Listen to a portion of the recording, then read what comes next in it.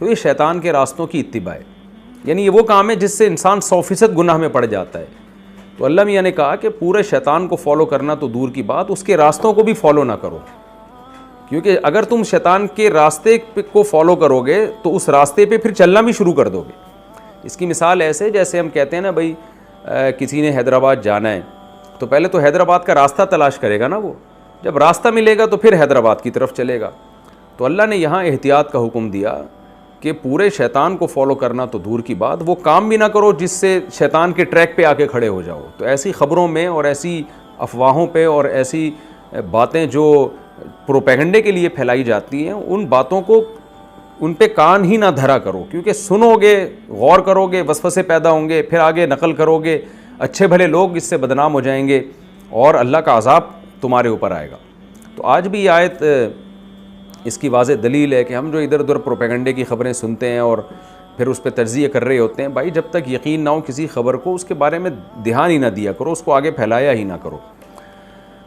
آگے اللہ تعالیٰ فرماتے ہیں وَمَن يَتَّبِعْ خُطُوَاتِ الشَّيْطَانِ، جو شیطان کے راستوں کی اتباع کرتا ہے فَإِنَّهُ يَأْمُرُ بِالْفَحْشَاءِ وَالْمُنکَرِ، تو شیطان تو ہمیشہ بے حیائی اور بری بات ہی کا حکم دیتا ہے، اس کا رزلٹ تو بے حیائی اور برائی ہی کی صورت میں ظاہر ہوگا۔ یہ ایسے ہی ہے کہ کوئی بتا رہا ہو کہ بھائی تم فلاں علاقے کا راستہ تلاش کر رہے ہو، تو وہ راستہ تو گہری کھائی میں ہی جا کے گرے گا، تو کیوں ایسے راستوں کو تلاش کر رہے ہو تم؟ آگے اللہ فرماتے ہیں وَلَوْلَا فَضْلُ اللَّهِ عَلَيْكُمْ وَرَحْمَتُهُ، ایک اشکال کا گویا جواب دیا جا رہا ہے اس آیت میں کہ قرآن خود کہہ رہا ہے کہ یہ شیطان کی پیروی ہے کہ کسی نے خبر چھوڑ دی اور پھر اس کو نقل در نقل تم نے کرنا شروع کر دیا۔ تو ظاہر ہے شیطان تو بے حیائی اور بری بات کا حکم دیتا ہے، اور بری بات اور بے حیائی میں پڑنے کا پر اللہ کا عذاب آتا ہے۔ تو وہ صحابہ یقیناً ڈر گئے ہوں گے یہ آیت جب نازل ہوئی جو اس تہمت میں شریک ہو گئے، یا انہوں نے نادانستہ طور پر اس خبر کو آگے نقل کر دیا۔ ان کو یقین تھا کہ حضرت عائشہ نے ایسا نہیں کیا، لیکن انہوں نے صرف آگے معلومات پہنچانے کے لیے کہ بھئی اس طرح کی خبریں پھیل رہی ہیں، تو وہ صحابہ ڈر گئے۔ تو اللہ نے ان کو تسلی دی ہے کہ جب تم نے توبہ کر لی ہے تو اب تمہیں ڈرنے کی ضرورت نہیں ہے۔ کیوں؟ وَلَوْلَا فَضْلُ اللَّهِ عَلَيْكُمْ وَرَحْمَتُهُ، اگر اللہ کا فضل اور رحمت نہ ہوتی مَا زَكَىٰ مِنكُم مِّنْ أَحَدٍ أَبَدًا، تو تم میں سے کبھی بھی کوئی گناہ سے پاک نہ ہوتا۔ لیکن اللہ کا فضل اور رحمت ہے کہ کتنا بھی بڑا گناہ ہو جائے انسان سے، جب وہ توبہ کرتا ہے تو اللہ اس کو گناہ سے پاک صاف کر دیتا ہے۔ تو توبہ کی توفیق بھی تمہیں ملی، یہ بھی اللہ کا فضل، اور توبہ کرنے پر اللہ نے تمہارے گناہ کو معاف کر دیا، یہ بھی اللہ کا فضل ہے۔ ورنہ شیطان کی اتباع سے تو جہنم ہی میں جاتا ہے انسان، اصل تو قاعدہ یہی ہے، الا یہ کہ اللہ کا تم پہ فضل ہو جائے اور اللہ کی کسی پہ رحمت ہو جائے۔ آگے اللہ فرماتے ہیں وَلَٰكِنَّ اللَّهَ يُزَكِّي مَن يَشَاءُ، لیکن اللہ جس کو چاہتا ہے گناہ سے پاک کر دیتا ہے، توبہ کی توفیق دے کے اور توبہ قبول کر کے۔ تو منافقین کو نہ توبہ کی توفیق ملی اور نہ انہوں نے توبہ کی، وجہ کیا ہے؟ واللہ سمیع علیم، اللہ سننے والا اور جاننے والا ہے۔ سننے والا ہے جو توبہ کرے گا اس کی توبہ سنتا ہے، جاننے والے کا مطلب توفیق اسی کو ملتی ہے جو توبہ کا اہل بھی ہوتا ہے۔ تو منافقین کے بارے میں اللہ جانتا ہے کہ یہ ہٹ دھرم ضدی لوگ ہیں، انہوں نے اسلام کی حقانیت کے اتنے دلائل دیکھے ہیں، اس کے بعد بھی یہ پروپیگنڈا کر رہے ہیں، تو یہ اس قابل ہی نہیں ہے کہ ان کو توبہ کی توفیق ملے، ان کے حالات جانتا ہے، لہذا اس لیے اللہ نے ان کو توبہ کی توفیق نہیں دی۔ تو یزکی من یشاء کی وجہ اللہ نے بیان کی، جس کو چاہتا ہے اللہ پاک کر دیتا ہے۔ کرتا کس کو ہے؟ جس کی توبہ سنتا ہے اور جس کو توبہ کی توفیق ملتی ہے۔ وَلَا يَأْتَلِ أُولُو الْفَضْلِ مِنْكُمْ، اب ہوا یہ تھا کہ حضرت مصطح رضی اللہ تعالی عنہ جو اس تہمت میں شریک ہو گئے تھے، حضرت عائشہ رضی اللہ تعالی عنہ پہ جو منافق نے تہمت لگائی، تو وہ بھی انہوں نے بھی اس کو نقل کیا۔ تو حضرت جب ان کی توبہ، انہوں نے توبہ کر لی، حسان ابن ثابت بھی تھے اور مصطح رضی اللہ تعالیٰ عنہ بھی تھے اور حضرت حمنہ بھی تھیں، اور بھی شاید 2-4 لوگ شریک ہو گئے ہوں۔ تو چند صحابہ جو مالدار صحابہ تھے نا، انہوں نے قسم اٹھائی، جن میں حضرت ابو بکر کا نام صحیح حدیث میں کہ قسم اٹھائی کہ میں اب ان پہ خرچ نہیں کروں گا۔ حضرت ابو بکر حضرت مصطح کے رشتہ دار تھے، حضرت مصطح غریب بھی تھے، مہاجر بھی تھے، تو حضرت ابو بکر جو ہے نا ہر تھوڑے دنوں میں ان کے ساتھ مالی تعاون کیا کرتے تھے۔ لیکن ظاہر ہے ابو بکر کی بیٹی پہ الزام لگا ہو اور اس الزام کو پھیلانے والوں میں حضرت مصطح بھی ہوں، تو حضرت ابو بکر کے کیا جذبات ہوں گے۔ تو حضرت ابو بکر نے قسم اٹھائی کہ اللہ کی قسم آئندہ میں ان پہ خرچ نہیں کروں گا، اتنا تو یعنی میرا حق بنتا ہے کہ انہوں نے مجھے اتنی اذیت پہنچائی اور میری پاک دامن بچی پہ تہمت لگائی، تو اب میں ان پہ کبھی خرچ نہیں کروں گا۔ لیکن چونکہ حضرت مصطح توبہ کر چکے تھے تو اس لیے اللہ نے ابو بکر رضی اللہ تعالیٰ عنہ اور دیگر اسی طرح کے جو دیگر صحابہ نے قسمیں اٹھائی تھیں ان کو اللہ نے حکم دیا کہ وَلَا يَأْتَلِ أُولُو الْفَضْلِ مِنْكُمْ وَالسَّعَةِ، تم میں جن کو اللہ نے مالی گنجائش اور اپنا فضل دیا ہے ان کو چاہیے کہ وہ قسمیں نہ اٹھائیں۔ یہاں قسم نہ اٹھانے کا مطلب ہے اول تو ایسی قسم ہی نہ اٹھائیں، اور اسی میں دلالت النص سے یہ بات ثابت ہے کہ اگر قسم اٹھا لیا تو توڑ دیں۔ تو ابو بکر تو قسم اٹھا چکے تھے اور عین ممکن ہے بہت سارے قسم اٹھانے کا ارادہ رکھتے ہوں، قسم کھانے کا ارادہ رکھتے ہوں، تو اللہ نے سب پہ پابندی لگا دی اور فرمایا کہ ایسا مت کریں،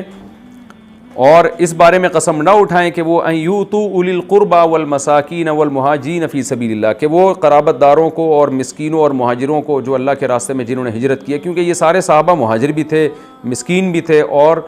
حضرت ابو بکر اور دیگر اصحاب کے رشتہ دار بھی تھے۔ تو اللہ نے کہا ان کے تو تین حق ہیں، ایک تو رشتہ داری ہے، رشتہ داری تقاضا کرتی ہے کہ رشتوں پہ خرچ کیا جائے، پھر دوسرا مسکین ہے، تو مسکین ہونا تقاضا کرتا ہے کہ مالدار ان پہ خرچ کرے، اور تیسرا مہاجر، ان کی بہت بڑی قربانی ہے اسلام کے لیے۔ تو اتنی بڑی قربانی کے ہوتے ہوئے اگر ایک جرم ہو بھی گیا ہے تو اس نیکی کو بھی تو دیکھا جائے گا نا جو انہوں نے اللہ کے لیے قربانی دی ہے۔ تو تین ان کے حق ہیں تمہارے اوپر، لہذا اس بارے میں تم قسم اٹھاؤ کہ ہم ان کو نہیں دیں گے تو یہ مت کرو یہ کام۔ اور آگے اللہ نے فرمایا وَلْيَعْفُوا وَلْيَصْفَحُوا، اب جو غیظ و غضب کے جذبات ہیں پھر کیا کریں بھائی؟ ٹھیک ہے ہم تو دینا چاہتے ہیں، اللہ نے کہہ دیا، لیکن ہمیں تو غیرت آ رہی ہے، ہماری بچی پہ تہمت لگائی اور ایک نبی کی زوجہ پہ تہمت لگائی اور اتنا پروپیگنڈا کیا، اب توبہ کر لی انہوں نے، تو اب ہمارے جذبات تو مجروح ہو رہے ہیں۔ تو اللہ نے کیا فرمایا وَلْيَعْفُوا، چاہیے کہ معاف کر دو، اور وَلْيَصْفَحُوا، اور نظر انداز کر دو، بھول جاؤ کیا ہوا تھا۔ کیوں؟ الا تحبون ان یغفر اللہ لکم، کیا تم یہ نہیں چاہتے کہ اللہ تمہاری بھی غلطیوں کو معاف کرے؟ اگر اللہ اگنور کرنا چھوڑ دے اور اللہ بھی تمہاری غلطیوں کو پکڑ کے بیٹھ جائے کہ میں نے تمہیں کھلایا، آسمان سے بارشیں برسائیں، تمہاری ماں کی چھاتیوں میں دودھ پیدا کیا اور زمین سے تناور درخت اگائے، اس کے بعد تم نے جرم کر کیسے لیا؟ وہ بھی اگر اللہ بھی اڑ جائے اپنی بات پر اور کہے کہ میں نہیں معاف کروں گا تو تمہارا کیا بنے گا؟ تو جیسے تم یہ چاہتے ہو کہ ہماری غلطیوں کو اللہ اگنور کرے، نظر انداز کرے، معاف کرے، تو مخلوق کو بھی تم معاف کرو اور ان کی غلطیوں کو بھی نظر انداز کرو۔ واللہ غفور الرحیم، اللہ معاف کرنے والا اور رحم کرنے والا ہے۔ کیا مطلب؟ تم اگر معاف کرو گے تو اللہ تو تم سے زیادہ معاف کرنے والا ہے، وہ تمہاری خطاؤں کو معاف کرے گا۔ جب یہ آیت نازل ہوئی تو صحیح حدیث میں ہے حضرت ابو بکر نے فرمایا فوراً بلا یا ربی، اے اللہ کیوں نہیں، میں تو چاہتا ہوں میری غلطیاں معاف ہوں۔ یعنی اللہ نے فرمایا نا الا تحبون ان یغفر اللہ لکم، کیا تم چاہتے نہیں ہو اللہ تمہیں معاف کرے؟ تو حضرت ابو بکر نے فوراً اپنی قسم توڑی، کفارہ ادا کیا اور فرمایا اللہ میں تو چاہتا ہوں میری غلطیاں معاف ہوں، میرے پاس تو یہ بہترین آپشن آ گئی اپنی غلطیاں معاف کروانے کا۔ تو فوراً حضرت مصطح پہ انہوں نے خرچ کرنا شروع کر دیا۔ آگے اللہ تعالیٰ فرماتے ہیں ان الذین یرمون المحصنات الغافلات، یہ تو وہ لوگ تھے جنہوں نے توبہ کر لی تھی، حضرت مصطح نے توبہ کر لی، حضرت حسان نے توبہ کر لی، حضرت حمنہ نے توبہ کر لی، لیکن جنہوں نے توبہ نہیں کی اللہ ان کے بارے میں فرماتے ہیں کہ دیکھو ان الذین یرمون المحصنات الغافلات، وہ لوگ جو تہمتیں لگاتے ہیں پاک دامن عورتوں پر، غافلات بھولی بھالی عورتوں پر، جن کو بے حیائی کا کچھ پتہ ہی نہیں ہے، غافل ہیں، جیسے حضرت عائشہ اور نبی کی دیگر ازواج اور نبی کی بیٹیاں اور صحابہ کی ازواج اور ان کی بیٹیاں جو اچھے خاندانوں کی تھیں، غافل تھیں، وہ ان کو تو یہ بے حیائی اور ان چیزوں میں کوئی دلچسپی نہیں تھی، غافل تھیں ان تمام چالاکیوں سے۔ اور مومن بھی ہیں، اللہ فرماتے ہیں ان پر لعنت کی گئی ہے دنیا میں بھی اور آخرت میں بھی، وَلَهُمْ عَذَابٌ عَظِيمٌ، اور ان کے لیے بڑا عذاب ہے۔ یہ کس دن ہوگا بڑا عذاب؟ یوم تشہد علیہم السنتہم، جس دن ان کے خلاف ان کی زبانیں گواہی دیں گی، وَأَيْدِيهِمْ، ان کے ہاتھ گواہی دیں گے، وَأَرْجُلُهُمْ، اور ان کے پاؤں بھی ان کے خلاف گواہی دیں گے، بِمَا كَانُوا يَعْمَلُونَ، ان اعمال پر جو یہ لوگ کیا کرتے تھے۔ یہ بات قرآن سے اور احادیث سے بہت وضاحت کے ساتھ ثابت ہے کہ نافرمانوں کے اپنے اعضاء ان کے خلاف گواہی دیں گے کہ جو گناہ انہوں نے ہاتھوں سے کیے ہوں گے، پاؤں سے کیے ہوں گے، وہ پاؤں خود بولیں گے، زبانوں سے جو گناہ کیے ہوں گے زبان خود بولے گی کہ اللہ میرے ذریعے سے اس نے یہ جھوٹ بولے ہیں، یہ گناہ کیے ہیں، اللہ ہمیں پناہ میں رکھے۔ اچھا یہاں اللہ نے کیا فرمایا کہ جو پاک دامن غافل اور مومن عورتوں پر تہمت لگاتے ہیں، یہاں مومن کا لفظ اللہ نے بعد میں رکھا ہے، حالانکہ ایمان کی صفت تو سب سے مقدم ہے، لیکن خوب سمجھ لیں کہ جب زنا کی تہمت لگتی ہے نا تو اس میں جرم کی جو حیثیت ہے وہ ایمان کی وجہ سے نہیں بڑھتی، بلکہ سامنے والے کی شخصیت کیسی ہے، اس کا ماضی کیسا ہے۔ اگر وہ کافر بھی ہوگی نا، غیر مسلم بھی ہوگی، لیکن اگر وہ شریف عورت ہے اس سینس میں کہ وہ بے حیائی سے، کیونکہ بعض خواتین کی نیچر ہوتی ہے، ان کو نہیں مردوں میں دلچسپی ہوتی، وہ اپنے میاں کے ساتھ وفا کرتی ہیں اور ان کی طبیعت میں حیا ہوتی ہے، ایسی بہت سی غیر مسلم خواتین بھی ہوتی ہیں، اور وہ ان چکر بازیوں سے اور یہ بے حیائی کے کاموں سے غافل ہوتی ہیں۔ غافلات کا مطلب بھولی بھالی سیدھی سادی ہوتی ہیں، پاک دامن ہوتی ہیں۔ تو چونکہ زنا کی تہمت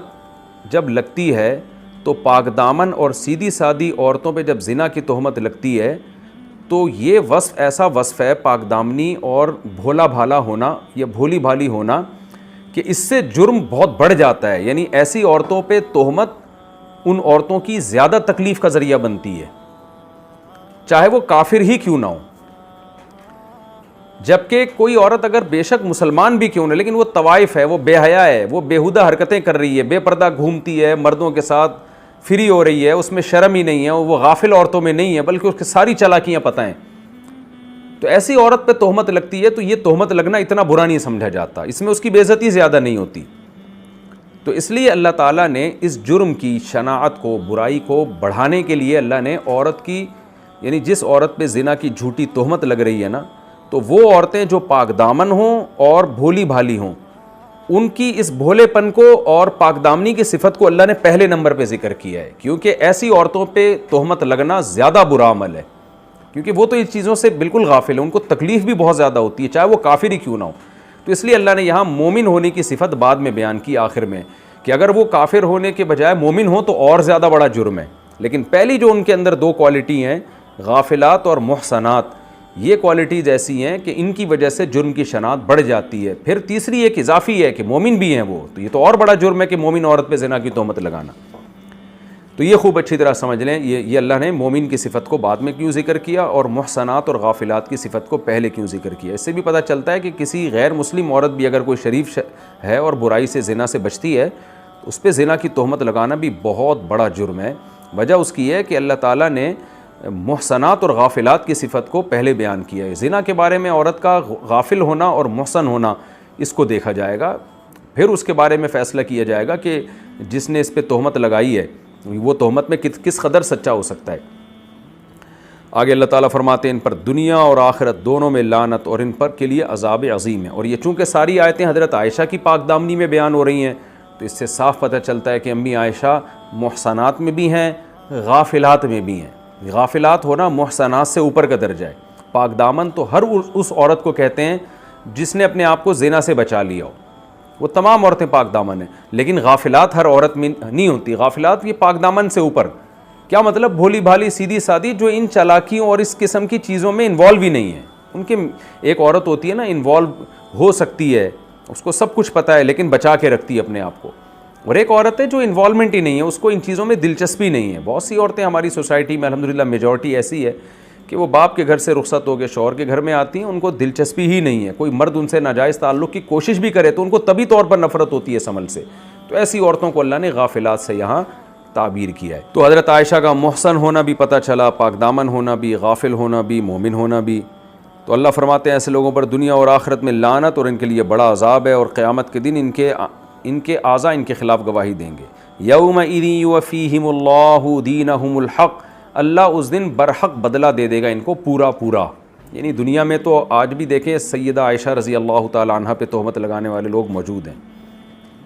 کتابوں میں لوگوں نے کیا کیا بکواسات خرافات لکھ دی ہیں، تو اللہ کہتے ہیں پورا بدلہ آخرت میں ہی ملے گا۔ دنیا میں تو کسی پہ کو سزا ہوئی، کسی کو نہیں ہوئی، اور جس کو ہوئی وہ کون سا سارے تھے جنہوں نے توبہ کر لی، وہ پھر اسی برائی پہ ڈٹے رہے۔ تو اصل سزا آخرت میں ملے گی جس دن اللہ پورا پورا بدلہ دیں گے۔ وَيَعْلَمُونَ، اور ان کو ظاہری طور پر بھی یقین آ جائے گا، ان اللہ هو الحق المبین، کہ اللہ ہی برحق تھا۔ اللہ نے جو عائشہ کو کہا تھا، سیدہ عائشہ کو، کہ وہ پاک دامن ہے، تو واقعی پاک دامن تھی، المبین، اور اللہ ہی کھول کھول کے ایسا ہے جو حق کو بیان کرتا ہے۔ اور اس آیت کا یہ بھی مطلب ہو سکتا ہے کہ آخرت میں جب دیکھ لیں گے نا عذاب اپنی آنکھوں سے تو ان کو یقین آ جائے گا کہ اللہ واقعی برحق ہے، اس نے جو عذاب کا وعدہ کیا تھا وہ وعدہ بھی سچا تھا، اور اس نے واقعی اس